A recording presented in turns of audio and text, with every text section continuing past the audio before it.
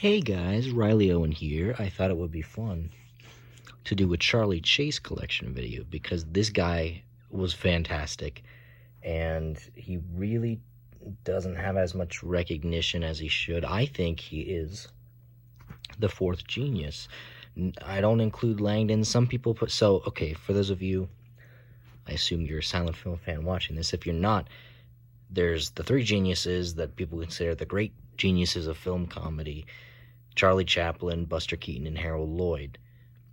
Some people say Harry Langdon is the fourth.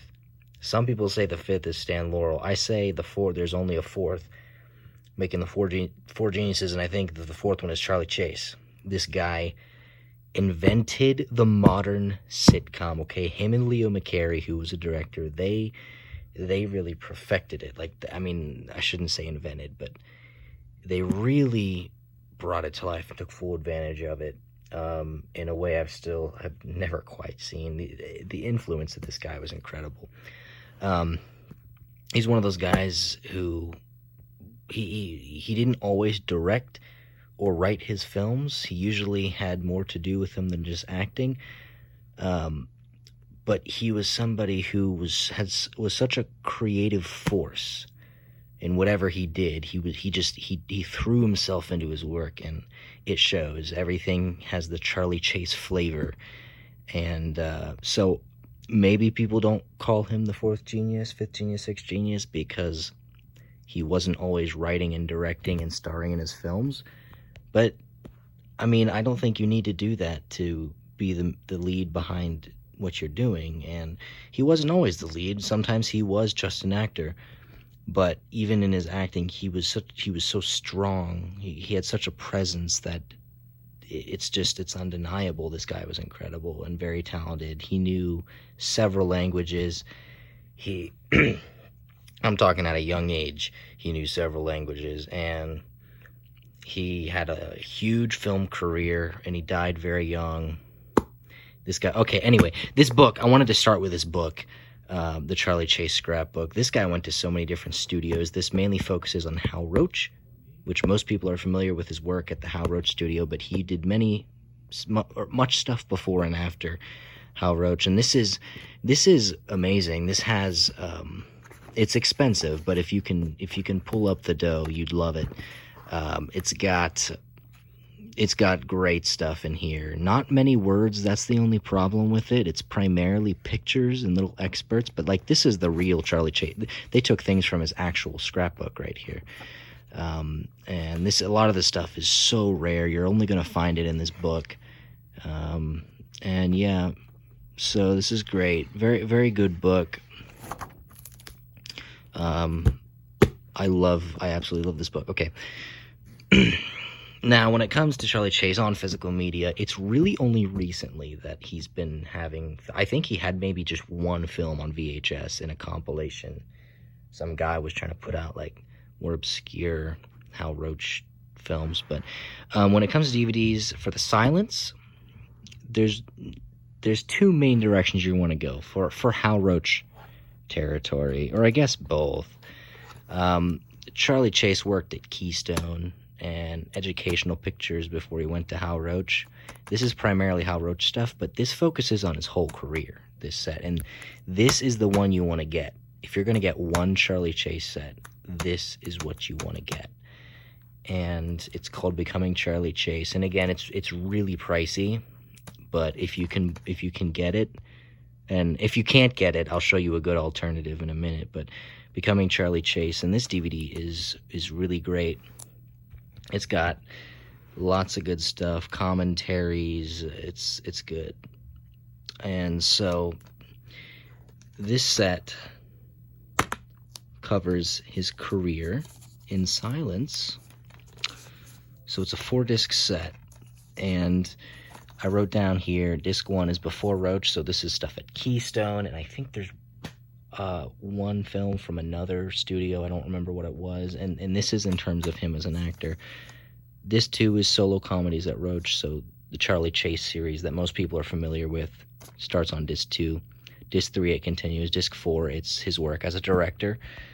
Apart from directing his own films, he directed many other popular People in Comedy. He was a great director. And on here, these are all of the Hal Roach silent comedies that are in this set. So this isn't every film in this set, but it's all of his films, all the films in the Charley Chase series. And it's the first 45, but there's films missing because some of these films are lost.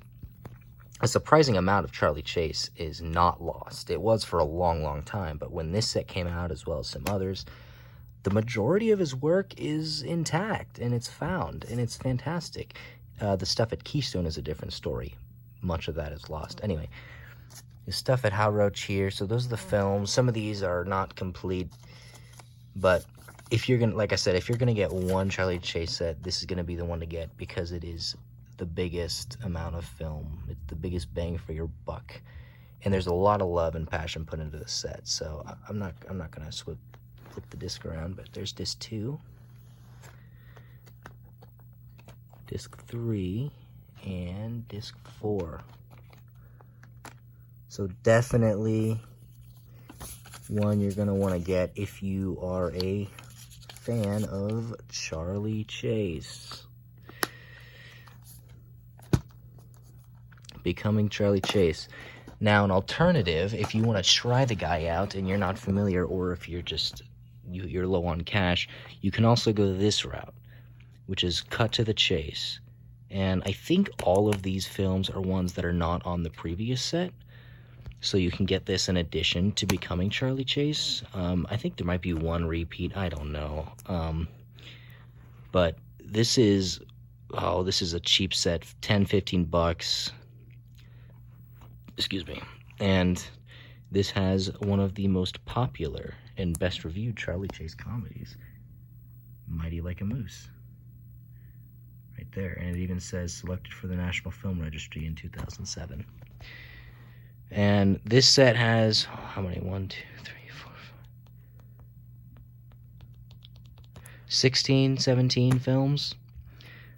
So pretty good deal. And there you go, disc 1, disc 2. And like I said, this guy was great. The writing was so good, and the directing was oftentimes really, really sharp, really unique.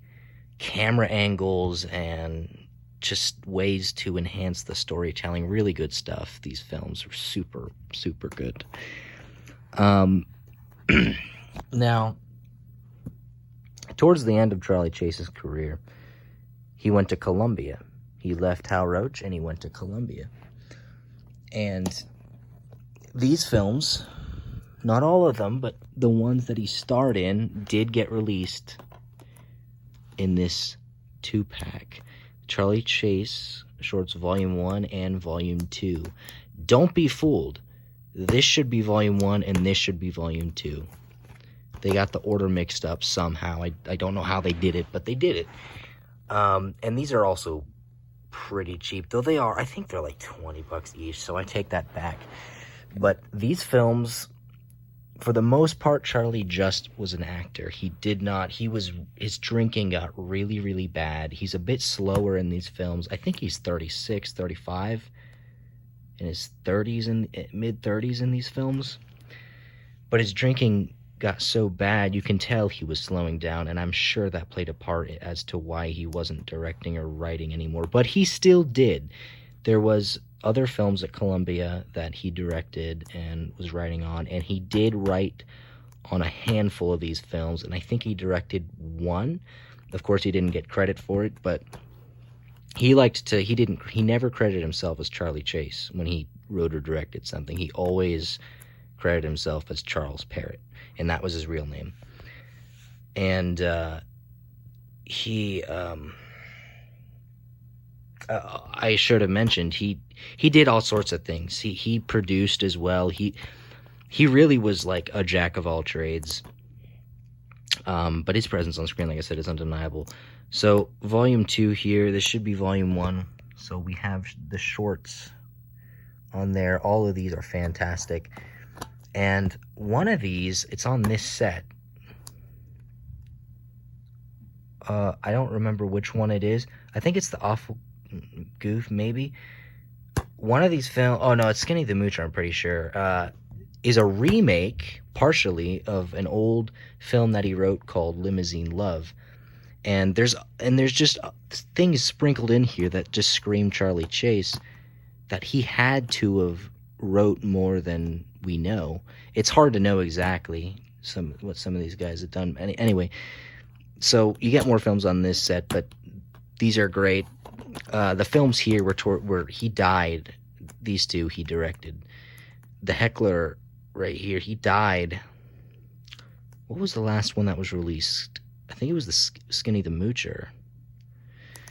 Anyway, these are like the last films he ever did before he died. And you can tell because he's really, really slowing down here. He's a bit faster in here, but still slower.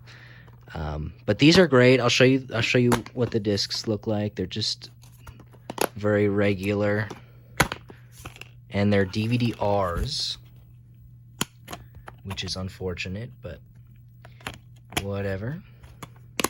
Still have them. Good quality. Now, a company called Sprocketwald or Kit Parker Films, I can't tell which. I think those are two different companies. I'm not too sure.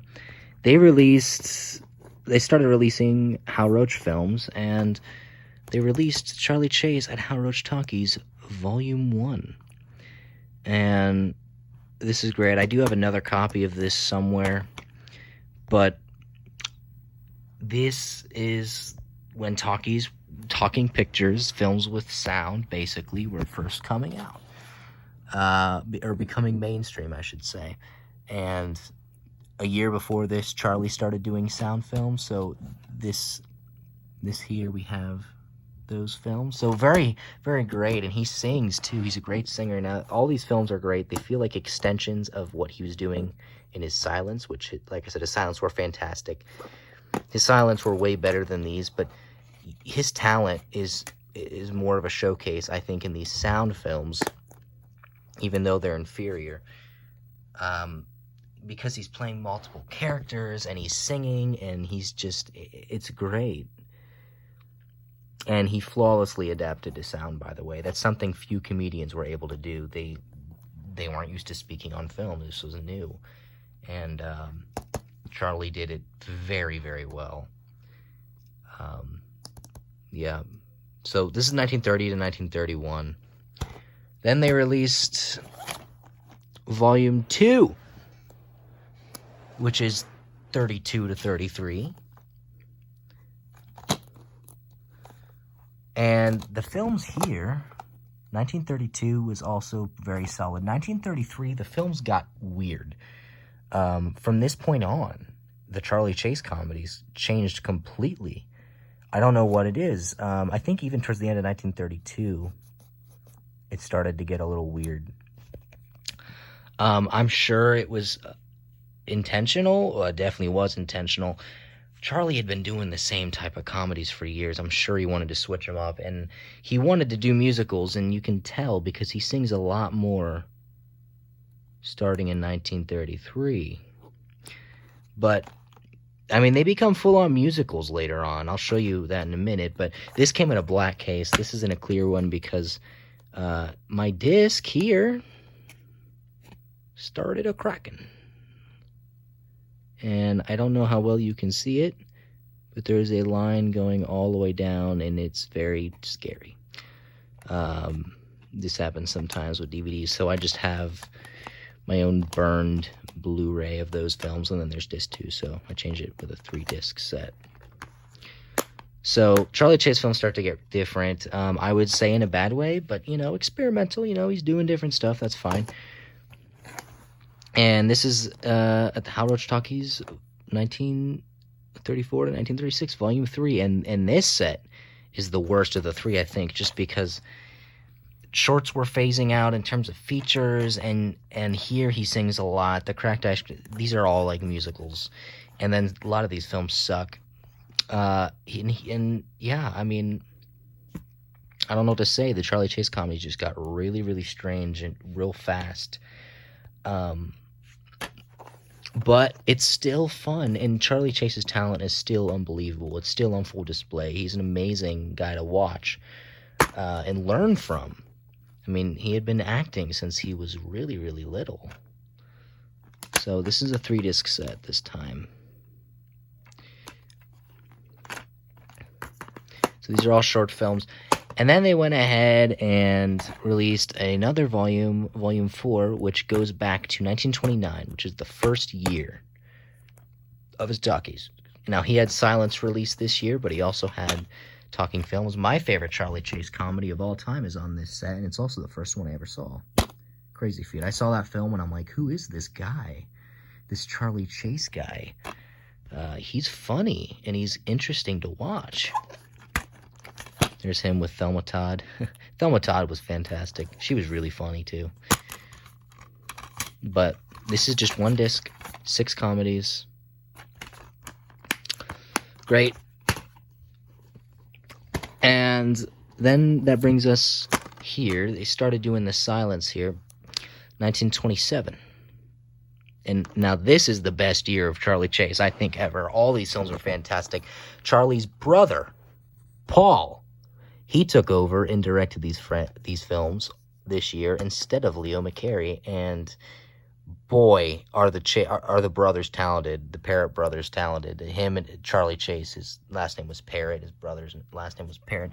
The Parrott brothers, just in general, I mean, this is a showcase that the talent is not exclusive to Charley, but it's with them all. Because, man, his brother really knew how to direct, and goodness gracious, man, they were just fantastic. You learn a lot about early filmmaking here. I mean, like I said, the camera angles were always good in these films, but oh my gosh, in this set, it's unbelievable. And the character and just everything's like almost perfect. It's like 98% perfect. The only bad thing is sometimes in these films, the plots are so good, but the characters are not exactly all there. But it's still, I mean, it's unbelievable. Better than any comedy you'd see today. I mean, I'm not even joking. Great special features. A lot of these films have been lost until this set came out. Like, I was never able to find them. And I remember waiting for this for a long time. Very excited for this set to come out. It's a 2-disc set.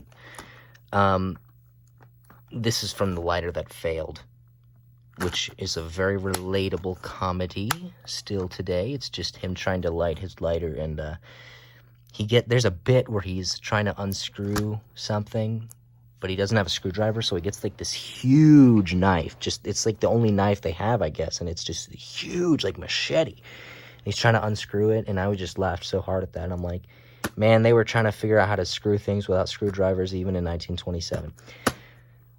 So that does for the official releases that I have. And that leaves years 1928, 27, 28, 29. Years 1928 and 29 are the only portions of Charley Chase's silent film career and talkie career, I guess, that are lost if we're talking Hal Roach, which the bulk of his stuff people like is from. I do quite like his stuff from Keystone, but yeah. So really most of his career is here. And now this is a set I made. This is called Charley Chase, a comedy opera. And this includes films here. This is from Movie Night. This includes, for Hal Roach stuff, which we've been talking about for a while, it has All Wet, Plain and Fancy Girls, Crazy Like a Fox, Tell 'Em Nothing, which is on DVD already, but in a different set, Limousine Love, and Movie Night. Now, this is not this is a 10-minute version of Limousine Love. It's a 20-minute film. That's a notoriously hard one to find, but you can definitely find it. But that's just a 10-minute version. And then at Keystone, so this is stuff he did when he was a teenager. A Lucky Leap, which is a great one. Hash House Mashers, his new profession. That's got Charlie Chaplin. I mean, look, I was telling you earlier, Charlie Chaplin, Harold Lloyd, and Buster Keaton. These guys are considered the 3 geniuses. But, dude, like, Charlie learned right alongside Chaplin, worked with him at the beginning of his career. I mean, like, it's undeniable. This guy is one of these geniuses. Anyway, Worked with him multiple times, many times. Anyway, and then I went ahead and found more films from Keystone. So we got Ambrose's First Falsehood, Hello Mabel, The Great Toe Mystery, Colored Villainy, and Playmates. And it's on Blu-ray there. And so that is, as far as I could make, a complete set. This is everything that was missing from Hal Roach and Keystone that I could find. And I put it on there. And that is my... Oh, actually, you know what? I forgot something. I forgot a thing.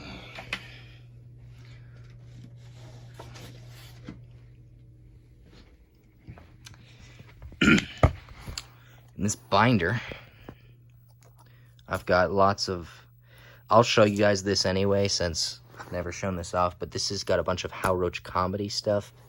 Pictures still. There's Mickey and Mary from The Boyfriends. It's got like a Darla little quiz. I aced this quiz, by the way, but one of these facts is wrong. These guys don't know what they're talking about. This is like King's World. But, yeah, there's Boyfriends again. I love Mickey. I've made videos of him on the channel before. There's Darla, the violin. There's Spanky and Alfie. Alfalfa, Darla, and Spanky from Our Gang Follies of 1938. One of my favorite films of all time. Darla Hood and her mother. Here's an ad for Mickey and Mary.